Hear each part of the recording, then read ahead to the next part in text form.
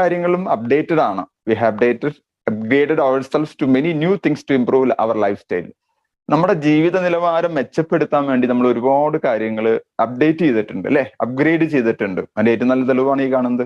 പഴയ മൊബൈലിൽ നിന്ന് സ്മാർട്ട് ഫോണൊക്കെ വന്നു, പഴയ ടി വിയിൽ നിന്ന് ലേറ്റസ്റ്റ് മോഡൽ ടി വി വന്നു.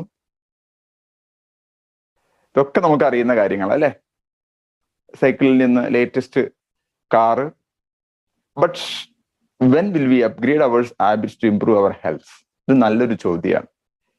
എങ്ങനെയാണ് അല്ലെങ്കിൽ എപ്പോഴാണ് നമ്മൾ നമ്മുടെ ഹെൽത്ത് ഇംപ്രൂവ് ചെയ്യാൻ വേണ്ടിയുള്ള ഒരു അപ്ഗ്രേഡേഷൻ കൊണ്ടുവരിക?